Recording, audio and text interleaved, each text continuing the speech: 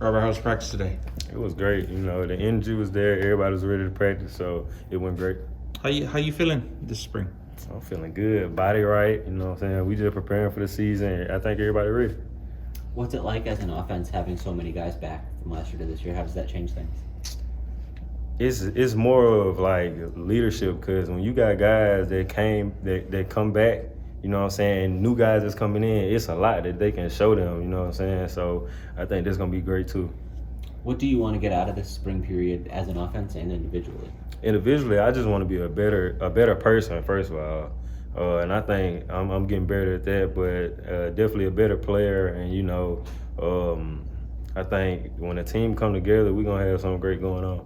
Can you approach it as an offense a little bit differently because you're a little more advanced? How does that sort of change the way you look at it? I just try to keep everybody on the same page, you know what I'm saying? So once everybody be on the same page, like, everything will go good. Like I said, we got a lot of young guys, but I think everybody's catching on, so that'd be great. Robert, what was the decision like to come back? Was there ever an option of not coming back here? No, once I found out that JUCO came out with the rule, I already had my mindset I was coming back to UTSA.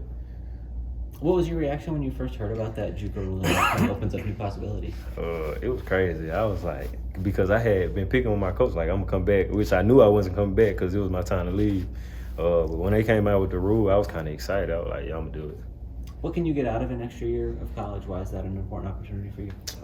I feel like I can better myself, like I said, and definitely better my skills, as a running back, because in the league, I know a lot of teams want a running back that can actually catch the ball at the backfield and block. That's the most important thing, blocking. Why were you so certain that UTSA was the right place for you to stay? I felt the love, you know what I'm saying? It's like a family here. I'm pretty sure you go anywhere else, it's not like UTSA. You come to UTSA, you're going to be loved, and you're going to get better at your craft. Do you feel like you have kind of the same opportunity to reach the next level playing here as somewhere else, or how does that part factor in? I feel like wherever you at, you put your mind to it, you can definitely go to the league. Like I said, UTSA definitely prepare you for the league. How'd you feel about the way you played last year? What stood out overall? I feel like I played good, but it was a lot of stuff I didn't leave out on the field, and this upcoming year is gonna be a blast. So like I said, every moment, every chance I get, I'm critiquing myself. So when that time comes, I'll be ready. What are some of those things you want to work on? Like blocking is one of them, you know what I'm saying? Getting into my teammates, that's really number one.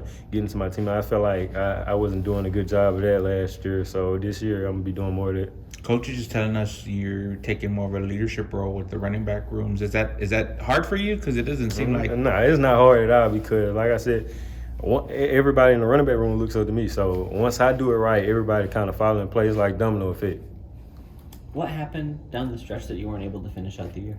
So I had an ankle injury. So I had 2 ankle sprains in the same ankle. So I wasn't really sure if I should play on it, because I knew I was getting ready for the draft. So I was like, I was kind of iffy about it. But, I mean, it is definitely better now. It's 100% now, so I'm ready.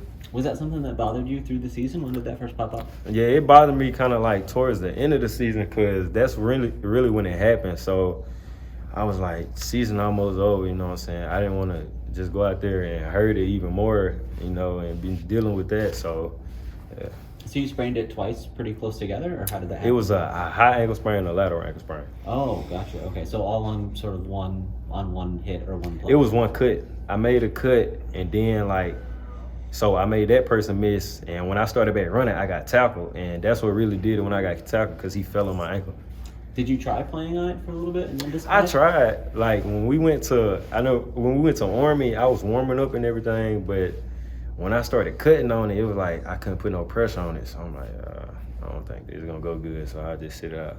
Was that tough at all mentally, just not being able to? It definitely was, because I know my guys needed me, and I actually wanted to be out there with them. I feel like I could help win, but they played their hearts out and they gave it all they can give.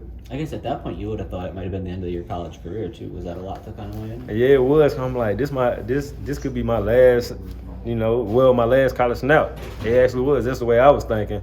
But God blessed me with another opportunity, so I'm back. I'm ready. Does that kind of change your perspective heading into this year at all? Just having that extra opportunity? Just like keep faith in God, keep working, and he'll get you there for sure. you know, everybody's path not the same, and I guess mine's different. So he gave me another opportunity. Robert, tell us about the running back room this spring. How's it looking? We got a lot of guys that came back. I'm excited to see what everybody gonna bring to the table.